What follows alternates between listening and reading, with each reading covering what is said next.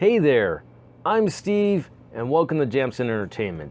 I'm going to be reviewing Mr. Mom today. I watched it again, and I picked up on some things that I didn't notice quite before. One very odd thing, and I'll get to it later. The movie stars a young Michael Keaton. This is his first big role in Hollywood. I'm not familiar with his career before this. Unfortunately, Christopher Lloyd also plays a small role in this. He's not a lead or even a co-lead. He's just kind of there.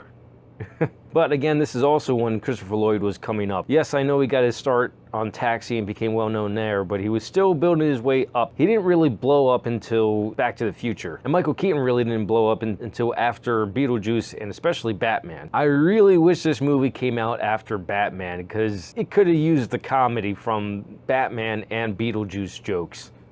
Don't get me wrong, it's a good, wholesome family comedy. It's just really plain. I mean, it portrays white middle-class family that you've seen a million times. The difference with this story is, and Michael Keaton even said so himself, that this movie was kind of revolutionary for its time on a talk show that he was on. No one's ever really done the role reversal until this movie came out, and then a bunch of movies similar to this came out along with it. For instance, Three Men and a Baby. Michael Keaton character Jack works as an engineer at a car company, and then but in the beginning of the movie, he gets laid off, and when he gets home, well, the scene goes a little differently, but this is how I'm gonna do it. Honey, I'm home. Unfortunately, I got some bad news. Oh my god, you're Batman?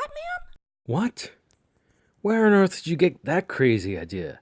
I just got fired today. You got fired from being Batman? No, I got fired from the car factory. That's how I would have done it if I were to make this film, especially today, or if I was my age now back in the early 90s. The movie is quite enjoyable though. It does get you chuckling at certain scenes, especially the fact that the narrative is Michael Keaton is a working dad, not an at-home dad, and when he becomes an at-home dad, he doesn't know what to do and hijinks ensue. And those hijinks do get some laughs. For instance, the vacuum cleaner that's called Jaws. And no, they don't use the theme song from that. They kind of come up with their own quasi-Jaws theme. It's a little funny. Or when he goes grocery shopping, it's like he's never gone grocery shopping before. That scene's a little funny. And one really odd thing I found in this movie, watching it a second time, one of the many little tiny subplots in this movie is that the TV needs to be repaired, and a TV woman comes in to do just that. Well, when other things are happening around the house, it does cut back to her real quickly working on the TV, and it's going through the static, and she hits it, and it stops on X-Men, the animated series. This is odd only because Mr. Mom came out in 1983. X-Men did not become a cartoon series until 1992. Unfortunately, I don't know a whole lot about the series. I grew up loving Batman, still do, and Batman animated series came out at the same time, so I didn't pay any attention to X-Men. I know, don't kill me. I do know that the animated series for X-Men took a while to get off the ground and be aired. So my theory is this was put in there as a subliminal message to children for them to gain interest in it and then beg for it to be aired on TV 9 years later. But hey, that's my theory.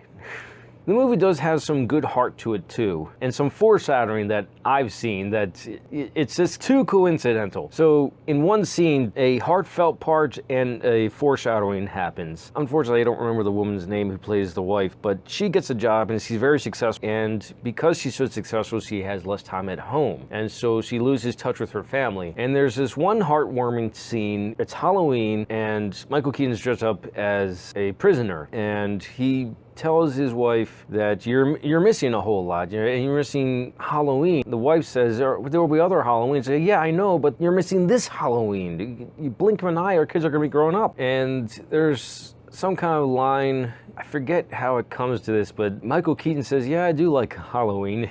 And I just couldn't help but think, was like, you have no idea, Michael. You're gonna be two costume freaks. And then to top it off, they end that scene with one of the, he makes friends with her friends, and they're all females. And one of the females, it's a subplot, she tries to get into Jack's pants. She's dressed as a kinky cat, but because Michael Keaton later goes to play Batman, and the second Batman film he's in has a Catwoman, that ending to the scene is absolutely hilarious. So there's the heartfelt part, remember family no matter what. And the foreshadowing of Michael Keaton becoming Batman and doing 2 films. What makes the film plain is that it seems to be a typical white middle class family. There's no real stakes here. Yeah, Jack loses his job, but his wife finds one immediately and she does really well. So they're not suffering financially. You don't see anything of that. You just see the hijinks of him trying to figure out this home life.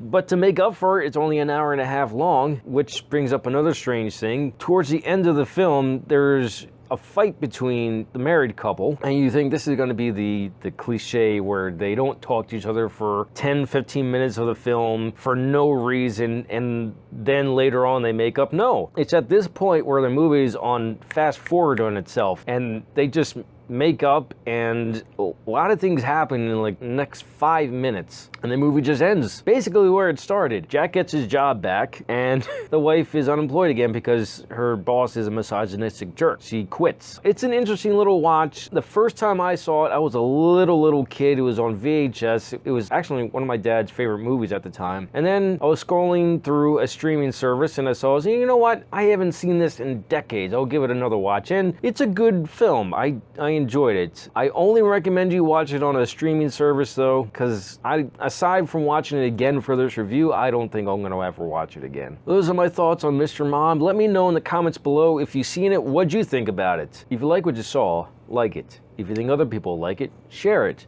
If you really liked it, hit the subscribe button. Thank you for watching, and live your imagination.